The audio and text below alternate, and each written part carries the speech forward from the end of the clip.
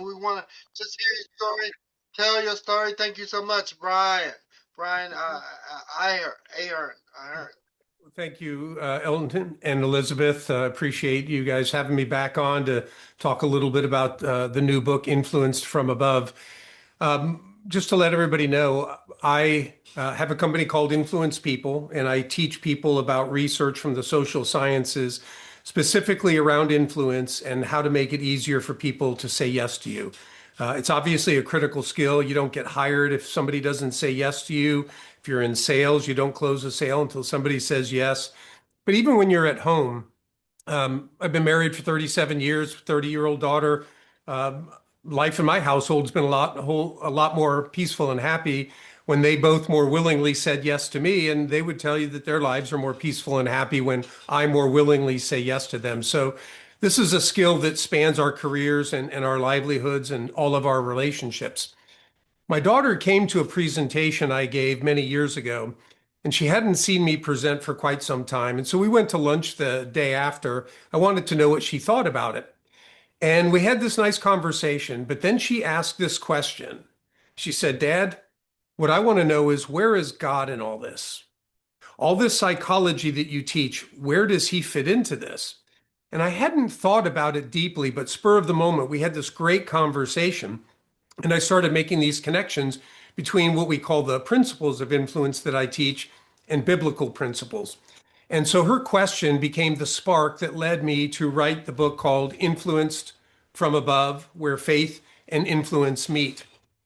And the book is a story format that teaches the psychology that I teach, but also the connection to the biblical tenets. And it follows the post-career life of a man named John Andrews. And, like many people, when he retired, he's starting to think, okay, now what? I've done well in life, but there's got to be more to life at this point than vacations and enjoying the fruit of my labor. And he is challenged to get involved at his church to help with the building, help build a community center for the surrounding community.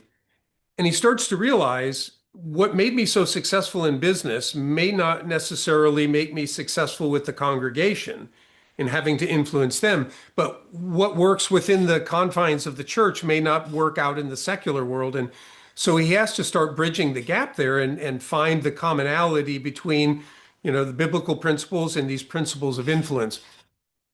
What I hope people would take away from the book are first, that we can influence people with integrity. Too often people conflate the term influence with manipulation. They are not the same thing.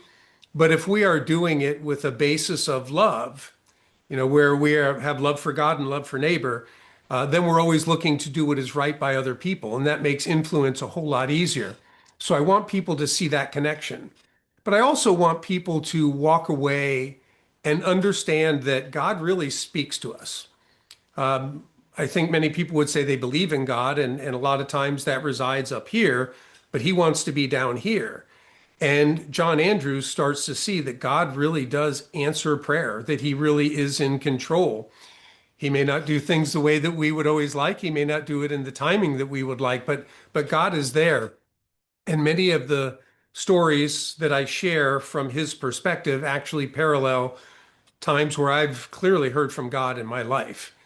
And the message I think I would want people who are watching and listening to this, since it's a holiday message, is that God came down in the form of a man that we call Jesus.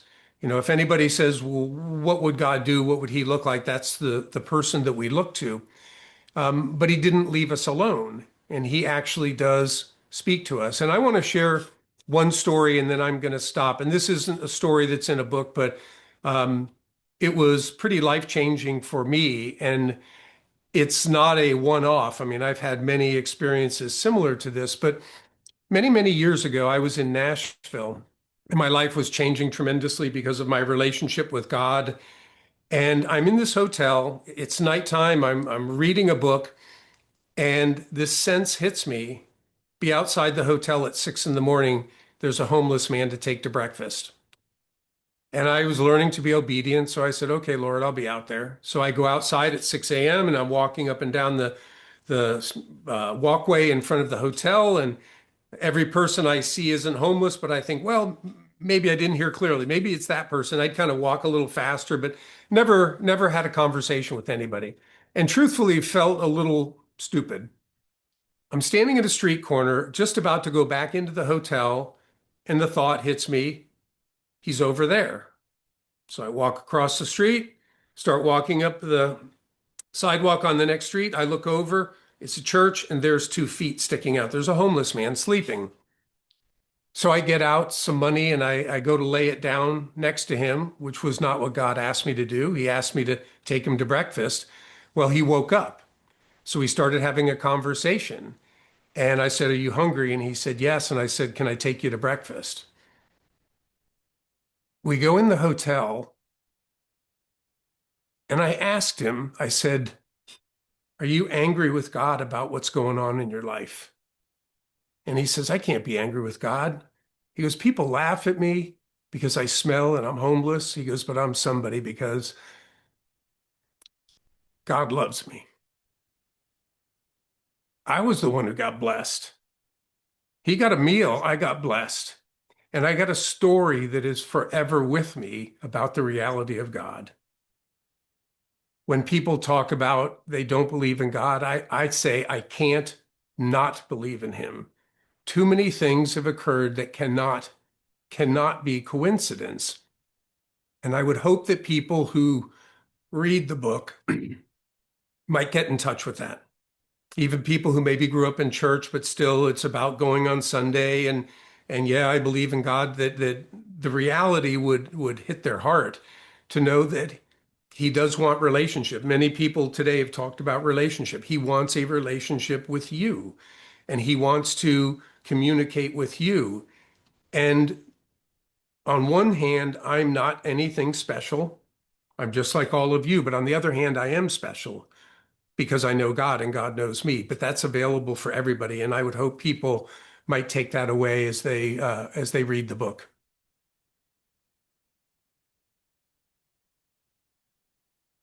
That's all I got. Very good. That's Thank an you for that, amazing Brian. That story, was an Brian. amazing That's story. amazing. Mhm.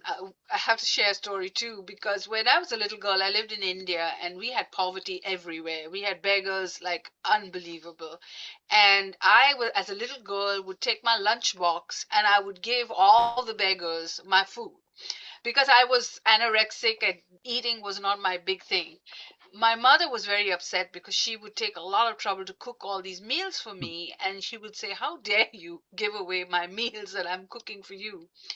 But one day she decided she was going to meet some of the beggars that I was friendly with and who I would regularly talk to. And she had the same reaction. She saw God in them. And from that day onward, she never stopped me. In fact, she made me 2 boxes, one to give away and one to eat.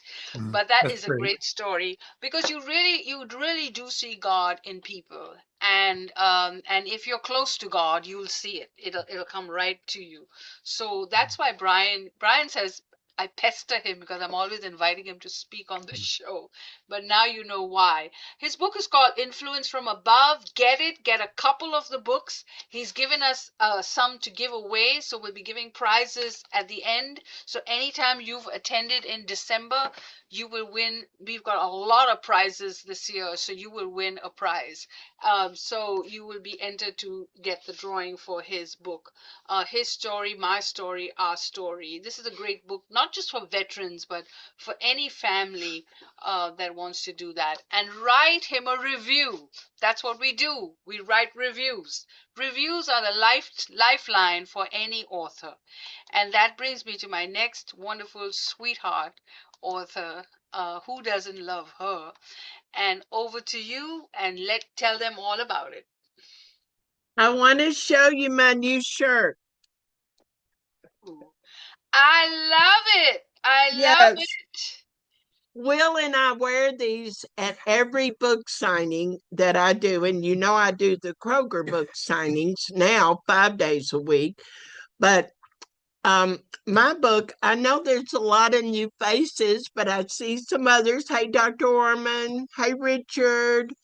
I haven't met you yet, Tamara. Brian, I haven't met you, but anyone I left out, I'm sorry. But God gave me the vision for this book 14 years ago, and I argued with him, but I finally broke down and wrote this book. It took me 14 years, and it took me 7 years of research to research all of my characters, which are from all walks of life. And they are all loved by wisdom, the guardian angel, while they are on earth. He is their guardian angel. When they get to heaven, who greets them in heaven but wisdom? Of course he would, because he is our guardian angel, right? Our guardian angels are going to meet us in heaven. So they do this amazing journey through the heavenly realm on their way to the city of God. And that is book 1. And then book 2 is Exploring the Realm. And that is where the group picks up from book 1 and they continue through the realm. I introduced 2 new characters and a renegade angel named Divine. And he and Wisdom were best friends in heaven. And when the 1/3 of the angels defected and went with Lucifer, Divine got caught in that mess, and he ended up in hell. So in book 2, he shares with the readers how horrible hell is. And I thought, God, you show such a magnificent, beautiful rendering of heaven in my books, but we don't even have a clue how amazing it really is. And everything that we've ever wanted is going to be there in our heaven, because our heaven is inside of heaven. And I did want to share that one of the good things about book 1 is I have just finished the screenplay. And this, I spent a year editing the screenplay, because you've got 10-foot tall angels, golden streets, paved streets in the city of God. And the people that, 2 of the producers with the wonderful series, The Chosen, I met with them in Dallas, and they were very, very excited about angels and heaven and all the beauty that we're going to face there. So I thank God for that. And he has done some amazing things through this book. All of my book signings are, I pray with people, I get to share Jesus with people, and that, if nothing else ever came out of this book but that, I think that's pretty amazing. And I really enjoyed Tamara's sharing. Tamara, anybody that writes about their family and shares something in another language, to even have that translated, for you to even understand that, I applaud you, darling. And Brian, your sharing was beautiful. I just think it's wonderful that we can all come together, like-minded individuals that are trying to make a difference in this world for other people. And we can help each other and encourage each other. I just wrote a review on the Wagner's book. I just wrote a review on the new safety books that are put out by, I forget his name. What is his name, Elizabeth? He's great. Safety books. Safety books. I'm trying to think. I don't know. Yeah, listen. But Well, anyway. Ned, something about Ned. I loved that Oh, book. Kermit. Oh yeah, Kermit Jones. We Right. have a lot. We have a lot of veterans on this show. It's And one of the amazing. things any veteran will talk about is how you have to pack an emergency kit and get ready if the world collapses and the world comes to an end, and how to Hey, escape. Any veteran is going to tell you that story. But Kermit has put that in a book, and he's written it for children on how to I prepare. just, Gotta check and it's out. called There will Pace. come a time He, when you'll be asked to check out, and you need to know how to do it. So that's his yes, book. I agree. I, Yeah. I read Emergency his book, book. and I did a review because I loved his book. So we've got to help each other. I think it's wonderful that there's a network of people that are trying to help each other out. Yes. You know, it's a big hard thing to sell these books all the time. We have to help each other because there's a lot of books out there. And all of ours are the best. So, you know, we just got to get in there, do those reviews, Yeah. buy each other's books, help each other out. I think you and Elizabeth, you and Eldon, you really have a heart for every author that you represent. And we love you. Thank you. Thank you. Well, Thank you so much. first of all, Brian, Sue, and Richard, and Dr. Mort, you all are my award winners. And let me tell you, I'm not an easy person to get along. Y'all might think I'm wonderful, but I reject a lot of people. And I'm, in fact, going to go to therapy with Dr. Mort about it because some people make me very upset. But I really feel like I've got to stop recording.